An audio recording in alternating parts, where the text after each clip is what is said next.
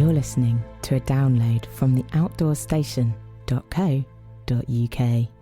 Number 586.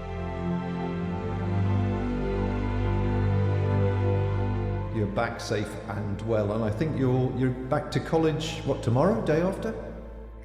Yeah, university's lecture started today, so I need to fly back this evening and go back to uni tomorrow. Sorry I was late, I was in a boat in the middle of the Atlantic. Right.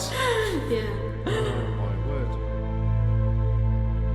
That was Zara Lachlan, who has just made history as the first woman and youngest person to row solo, unsupported and non-stop from mainland Europe to mainland South America. She's only the second person in our history to complete this 3,600 nautical miles, that's 4,100 land miles, and did so despite injuries, a broken oar, vicious weather that caused her boat to capsize, encounters with orcas and sharks, and a near collision with a large vessel. Before you hear our complete conversation, which took place less than 48 hours after her arrival, let's listen to the last 3 video diaries she made before disembarking in French Guiana on the 1st of February 2025, after 97 days, 9 hours and 20 minutes alone at sea.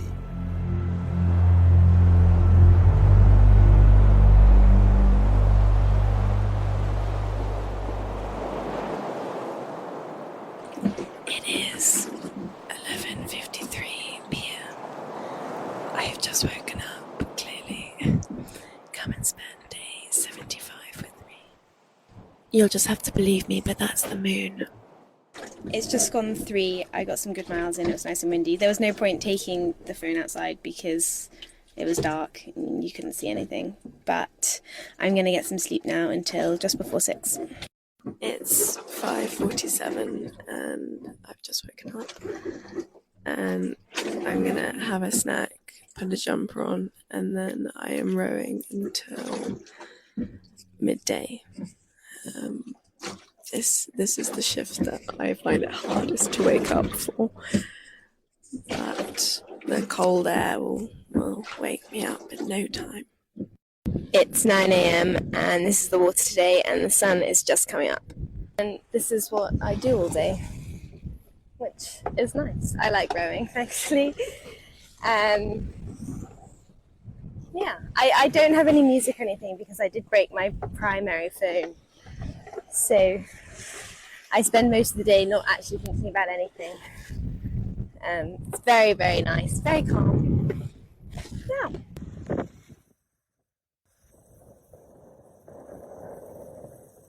This is my favourite time of day. It's midday.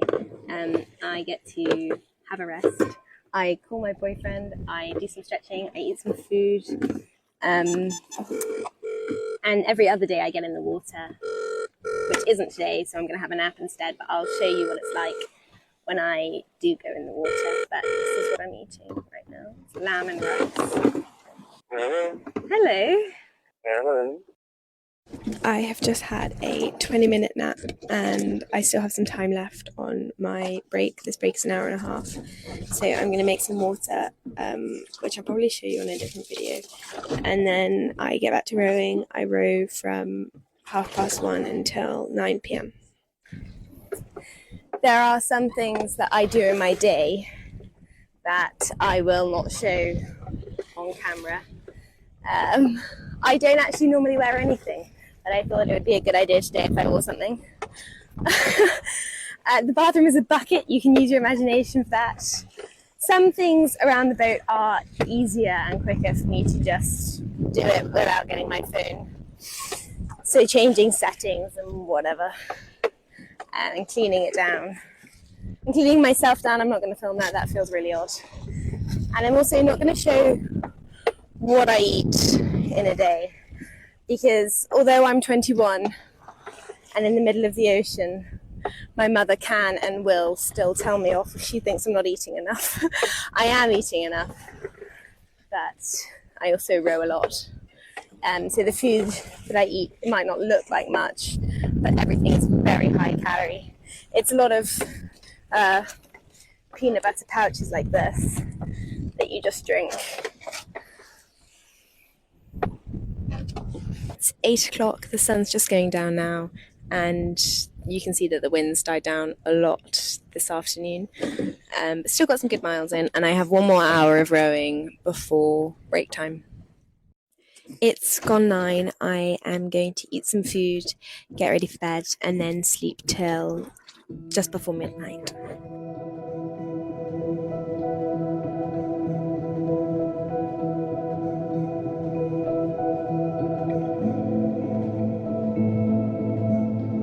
It's the morning of day 80. I have under 1,000 nautical miles to go, and last week I was speaking with my coaches, and we have set a deadline for me to arrive in French Guiana in January. So hopefully this is about 2 more weeks to go, which has done absolute wonders for motivation, because I really am nearly almost there now, and it's the sprint finish, and I am so excited to go home. But I'm really going to cherish these last 2 weeks, because I know I'm going to miss this a lot when I go back. So I really have had an incredible time, and I'm so grateful that I got to go. But I'm so excited to go home. So yeah, I'm gonna have 2 weeks of a really big push, and then yeah, hopefully be there. But I'm really enjoying it at the moment. The wind has been with me, I think, all of the time since I got through the Canaries, apart from like 9 hours or something. So it's just really nice. I'm really grateful for everything, and I'm gonna get some big miles in hopefully this week. Yeah, that's going really well. It's day 80, which is crazy. I'll hopefully be done in 2 weeks.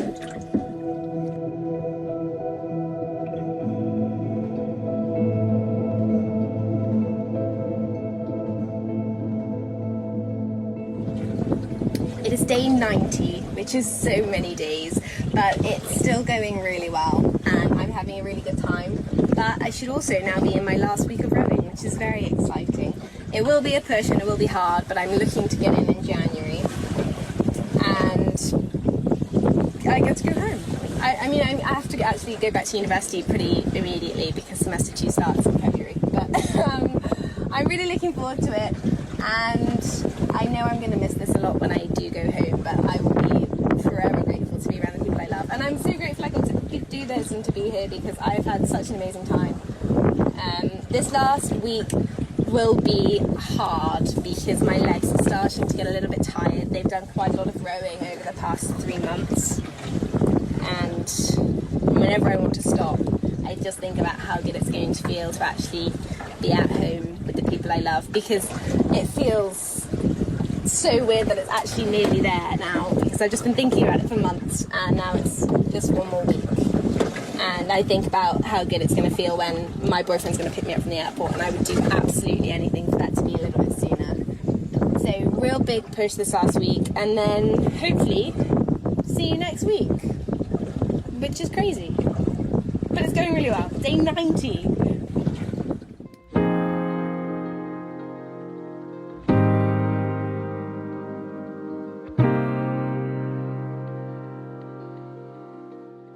Well, first of all, Zara, thank you very much for joining me, and congratulations on an epic journey. You've achieved your goals, and you've done it in style. Thank you very much. I really appreciate that.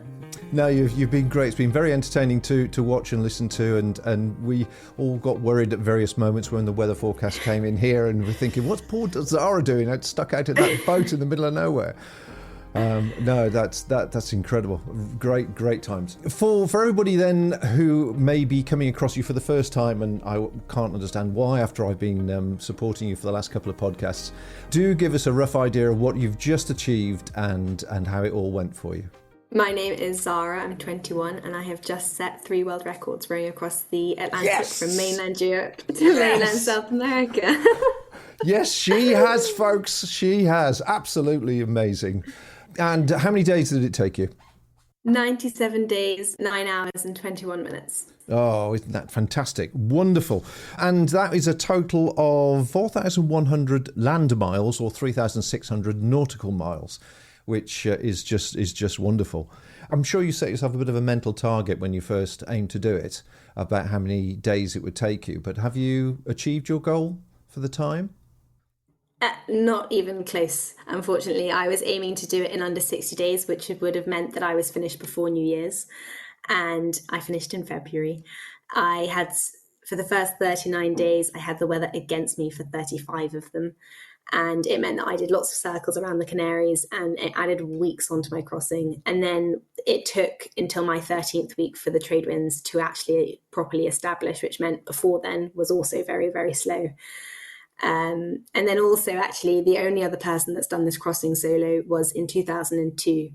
And he did it in 96 days. So I missed out on taking his speed record off him by 21 hours. And that was actually a bit disappointing. I got to land, and the first feeling I felt was like I wish I tried a little bit harder on certain days, because it was annoying to have it so close. I would rather have missed out by a month.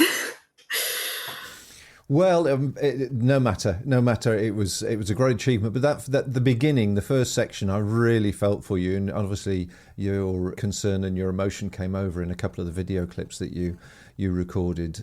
It was tough, wasn't it, to get past the Canaries?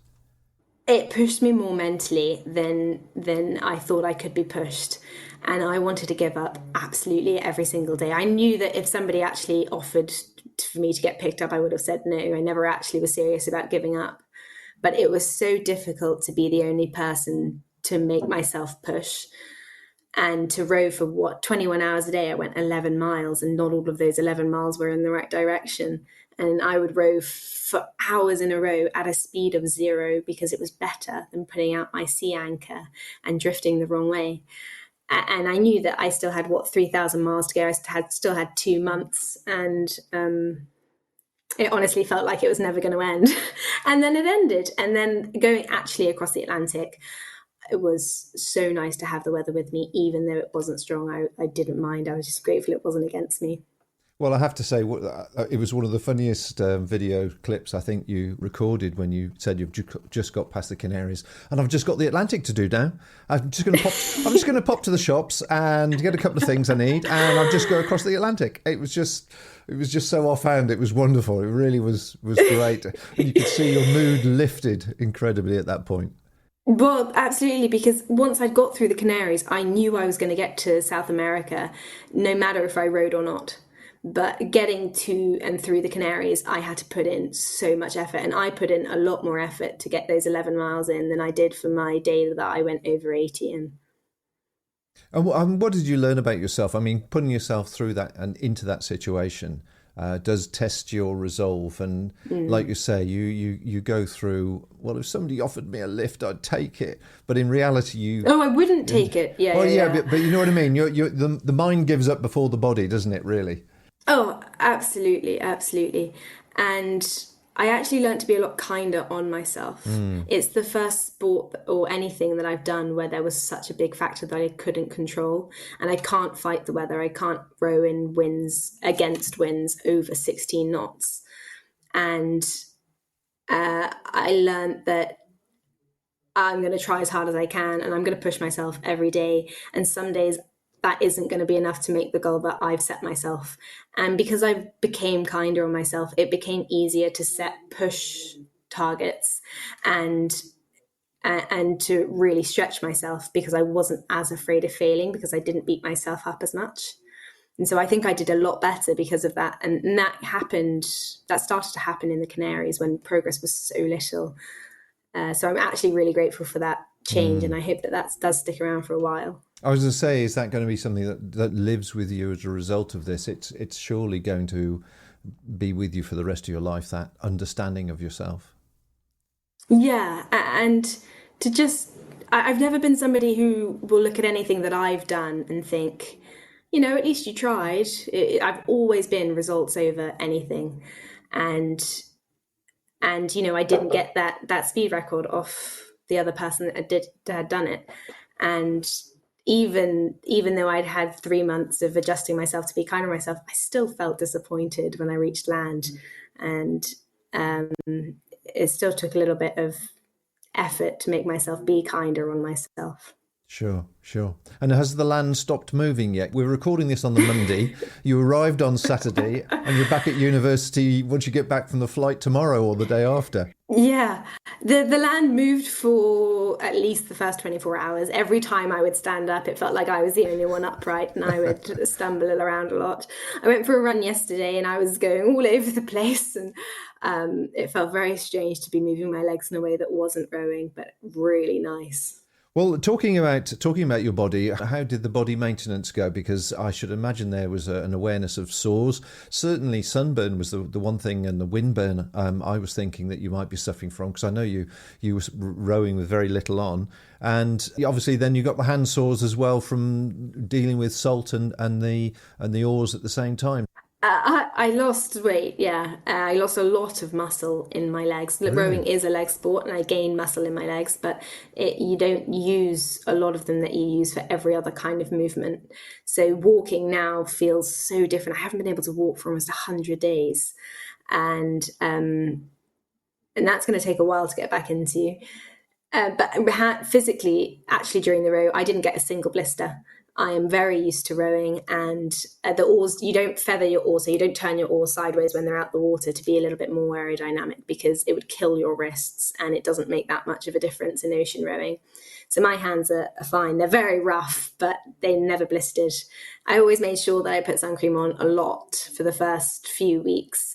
And then after that, I made sure I put it on, but it didn't matter as much because I wasn't going to burn. What was the weather like generally? I mean, obviously it was tough going the first section, but across the Atlantic, was it fairly stormy on the whole? Because a lot of the pictures that you've had on your social showed beautiful calm sunsets and so on.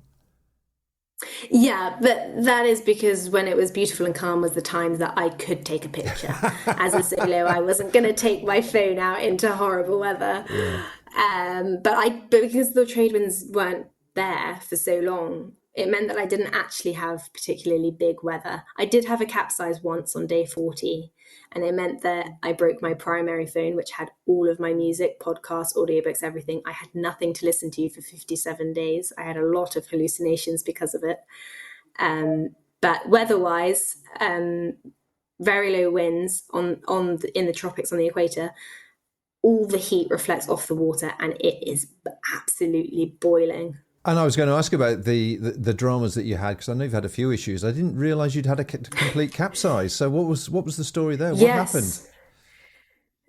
Day 40, I was in some unhelpful weather. The waves weren't actually even that big. They were still bigger. It was before the Canaries, and I'd snapped an oar the day before in them because I wasn't. You have to make a call about whether, if a wave is coming sideways, if you push your oars forwards so that the boat doesn't tip onto them and snap them. And, if you do that every single wave, you're clearly not going to be rowing a ton. So you've got to decide, and I made the wrong decision once, but I had 6 oars with me. So I was expecting to break a lot more, and I only broke 1. But then the next day I went into my cabin for rest, and about 10 minutes later capsized, but the boat turned right back around. I only snapped my flagpole, so everything else was fine. So as a matter of maintenance, then, the daily routine that you had, everything was always clipped down and there was nothing loose flying around just in case sudden things happened? Yeah, everything's always away, and it is really important to pack the boat properly like that, because it means that when I did go upside down, the boat did go back round all by itself, because the weight was in the right places. If I wasn't as particular with it would have stayed upside down for a little bit longer, and it would have been more difficult for me to get it over, but it would have still happened. And what about your other experiences that you had? You obviously, the moment you met an orca and the dolphins must have been quite magical and also troubling at the same time. Yeah. Well, the first time I saw a fish in the ocean was day 6, and that was incredible for me. I was thinking, wow, what is this? A fish? This is amazing. And then day 7, I saw an orca. So I really wasn't even slightly eased into it. I was very scared. They are huge. And it was right where they do sink small boats. So I stopped rowing until it went away. And I was very scared. But then I also got to swim with dolphins. I saw whales. I actually was bitten by a fish. I had about 35 bite marks in my foot, I think last week, and they're healing now. But I was a bit annoyed about that, but I understand.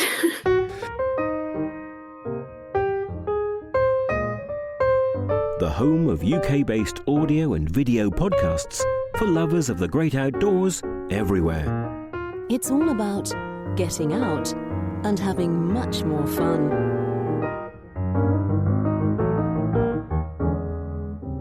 And talking about other things you find in the sea as well, you had a bit of a close call with a rather large boat. Yes. Yeah, very happy about that. You're meant to always have your AIS on. It tells you if other ships are nearby. And you're also always meant to have your radio on the emergency channel, channel 16. And they were very close to me, heading directly towards me. I was on the radio. They weren't picking up. I used a white flare. They didn't see it. They ended up missing me by 0.15 of a nautical mile, which is not enough. And they missed me by complete chance. I was messaging my coach saying, just in case I've been hit by a ship.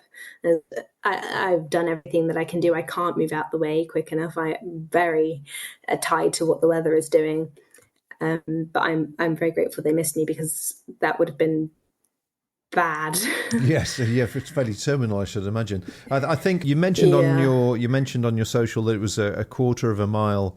It was that close, which in nautical terms is only actually 400 meters, and it was a container ship, I believe. Was that right? I'm not sure. It was dark. Okay. It was big. It had lots of lights on it. It was big. I could hear it, but I'm not actually sure what it was. Oh, well, I'm pleased, obviously, that managed to avoid that. That was indeed one of those unfortunate moments.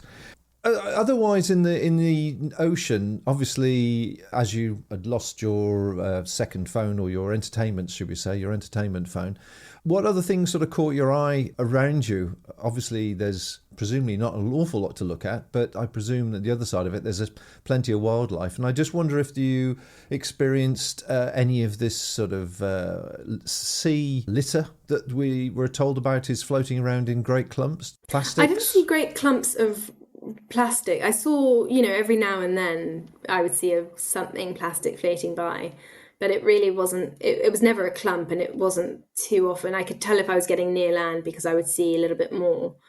But later on, there was lots of, I forget what it's called, but it's like an orange weed. It begins with an S, and it grows in lines. And since 2022, they've just suddenly got a lot bigger, and they can turn into almost like islands. So if you get stuck in one of those, your speed massively drops. The weeds wrap around the rudder, and it's just a real pain. And they went on for ages, and then just one day they just disappeared. So that was interesting, and I didn't know about that before I left. But I didn't actually see a ton of wildlife because the ocean is mainly empty. So it was really nice if I did see fish or dolphins or something like that.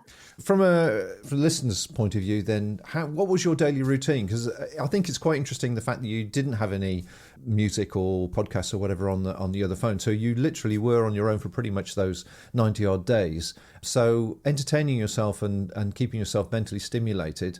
Just tell us what your daily routine consisted of. So at midnight, I woke up a few minutes before midnight, would write down how many miles I managed to do the day before, and then I would row from midnight until 3 a.m. I would sleep from, 3:30. You have to eat and clean yourself and whatever. Sleep from about 3:30 to 5:30. Wake up, get myself ready, row from 6 till midday, and then I called my boyfriend, had food, and then every other day I alternated between napping for half an hour or going in the sea. And then I would row from 12, row from 1:30 till 9 p.m. And then I would sleep from about 10 till just before midnight. Wow. And how are you finding getting back to normal life, even while we were talking 72 hours now, I suppose, since you landed? Are you still keeping to that routine? Are you waking up in the middle of the night? So I came in on a Saturday early evening, and I didn't sleep until since 9 p.m. till 11 p.m. on the Thursday. So I'd been up all of Friday night, all of Saturday, because I couldn't stop because of the currents. They were pushing me north, and if I'd gone to sleep, I might have missed the river, I might have missed the country, and might have actually ended up missing the whole mainland. So I didn't think it was worth it. So I got back and I slept perfectly for 5 hours in one go, and I felt much better in the morning. It sounds like you're slipping back into, should we say, normality, although your normality for the last 100 days has been slightly different to ours. Slipping back into normality very easily. Are you missing the Atlantic? Yeah, I had a great time. I loved it. I love being outside and exercising, and it was so much fun. I just got to. I think, well, my mind is quite a happy place to be. There's not a whole ton going on in it. I'm away with the fairies for quite a lot of it. So I had a great time. I'm looking forward to going home and to seeing people I missed massively. But I loved being in the Atlantic. Well, that's wonderful to hear. I mean, it really is fantastic to hear you've enjoyed it as much as that. I was looking also at Talisker races on at the same time, and of course they're taking the easy route. They're just going for the Canaries to the next island along. They're not actually doing the proper thing like you're doing. And there's all big song and dance about how tough it is and whatever else. And then you flip over to Zara's channel, and she's like, "Well, I'm really enjoying this. It's for having had quite a good day, actually. I've just done a few miles and done so and so." So it was a real joy. I'm thinking, these people, they do try and tell a different story. Zara's the one doing it properly. She's the one doing it properly. I had an absolutely amazing time. Brilliant. Well, that's great news. I'm sure there's a lot of stories to come from you. That's wonderful. And of course, it set you up nicely for your future career, all being well, down at Sandhurst. I should imagine it'll be quite interesting when they look at the different CVs and see what everybody was doing during the summer holidays, or the winter holidays, as it were. We always like to talk a little bit about equipment, because we're all gear freaks in the end. And I remember going through your equipment at the beginning there, and I'm quite interested what was sprawled across the table and the floor. So very simply, is there one piece of equipment that you should have taken that you really, really missed?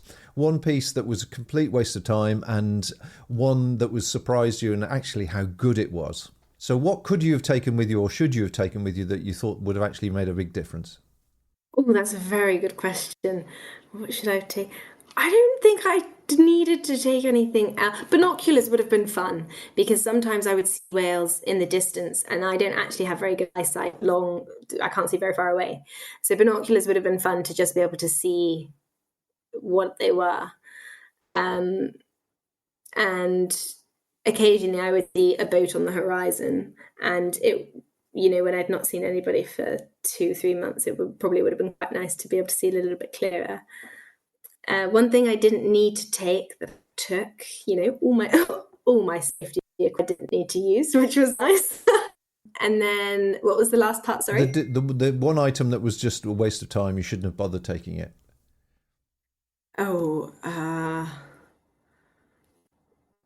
I didn't use my boiler for my food. I was going to ask you about the food, actually, because every time I've seen a picture or a video, it just looked like you were eating something out of a container, a plastic container. So did you have entire cold food for the whole thing? Yeah, I was lazy. I couldn't be bothered to heat it up. I couldn't actually eat a big thing in one go anyway. So if I bothered to heat up water, which granted takes about 30 seconds, it would have only been warm for the first few mouthfuls anyway. So I just didn't see the point. Right. So I've seen a few pictures of the boat arriving, obviously in French Guiana, and once you step off the boat, from what I could guess, a small bag, and you put everything in the bag, and that's it. You just got off. Was that be close to the situation? Yeah.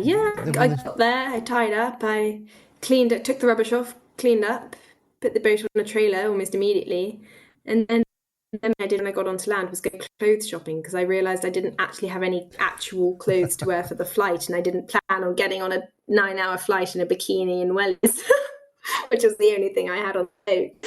So I bought some trousers and a jumper. And what was the welcome committee? Who was there welcoming you in? I had lots of fishermen from Brazil, which were just very confused about what I was doing. And then I had people from Team Forces come out and me to film and everything like that. And then also my parents were there, and I really wasn't expecting that. They got an offer last minute to go, and it was really nice to have them. Everybody came out on a boat to, I think, 5 miles offshore or something, and came to see me, and that was really nice. Oh, wonderful, wonderful. And talking about people seeing you en route, I saw one clip. Did you only see one other person sailing, or they weren't rowing? I think they were sailing past you, weren't they? Did you see anybody else at all in that time?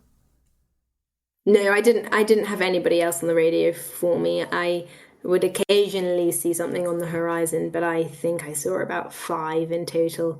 And the people that I did see were sailors from Germany, and they saw me on the AIS, and they Googled what the boat was doing and everything, and they came close and they took videos, and they were really kind. And it was so nice to have a conversation with somebody that I could see, even if I couldn't actually see their face. They weren't actually that far away from me, and it actually got me a little bit emotional, because I'd not seen anybody at that point for, I think, something like 75 days. So I really appreciated that.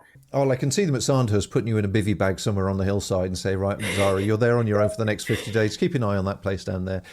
So what's your big takeaway from the actual experience? The one big memory, is it, whether your takeaway, whether it's a view or a moment or time you saw a dolphin or whatever, something that really took your breath away? I honestly think it was the first time I saw a fish, day 6, because before then I had the same attitude I had in training, which was just, row as hard as you can, get there quickly or whatever. And then on day 5, I started to go the wrong way for the first time. It happened a lot more after that. But I felt like I'd failed. I was very hard on myself. And then I saw this fish the next day, and I felt very overwhelmingly grateful and lucky to have rowed myself to a point by myself in the Atlantic on a boat where I got to see that fish. And from every day on there, I found something absolutely incredible and something to be thankful for. So I think that fish has had the most impact. Well, Zara, absolutely fantastic to speak to you. And of course, congratulations from everybody that has been following you, that's associated with me. We've all been tracking your progress. But of course, the one final question, as I did last time, of all the things I could have asked you about your experience, what should I have asked you? I think that you did an excellent job. I just really would like to reiterate the support that Team Forces gave me, because I went to them in late April and said, I think it'd be fun to row across the Atlantic in a few months, but I've got no money or experience. Could I please have a lot of help? And they went, yeah. And they did as much for me as they possibly could. They took the admin off my plate. I was training so I could focus on this, and they supported me emotionally throughout the crossing. And now that I'm done, I got to French Guiana, and I don't have to worry about the boat being shipped back, because they're doing absolutely everything for me, and I'm very grateful for them. Congratulations to them as well, and also Women in Sport as well, who obviously the other charity you're supporting as well. Well, Zara, I know you've got somebody else to speak to, and it's been an absolute pleasure to speak to you. I hope we'll meet up in person someday and we can expand on the conversation. Thank you, Bob. Yeah. Thank you so much for all of your support throughout as well. I don't know about you, but at 21, I was playing with motorbikes, getting excited, watching Top of the Pops, and wondering what to do with my life. I neither had the motivation nor the gumption to jump into a rowing boat and cross the river, let alone an ocean. Which is why the story of Zara and what she's achieved is astounding, displaying not only persistence and fortitude, but immense courage combined with optimistic outlook, potentially in the face of daunting adversity. By the time you hear this, Zara will once again be quietly sitting in a lecture hall somewhere. Only this time, no doubt, with greater self-confidence, more self-assurance, a clearer idea of what she wants her future to look like, and a fabulous tan. The project was also raising money for Women in Sport and Team Forces charity, and they've already raised over £6,000. The links, of course, are in the show notes. I've made a small contribution, and if you can manage it, I'm sure she and the charities will appreciate it too. Young people today do get a lot of flack for being feckless and self-absorbed. Although Zara, I'm sure, won't agree, I think she's the first 21-year-old I would actually call a legend, and the world could do with a lot more like her. Until next time, folks, take care out there, dream big adventures, and bye for now. Thank you for listening to this podcast. To hear or see more from our extensive free library, please visit theoutdoorstation.co.uk.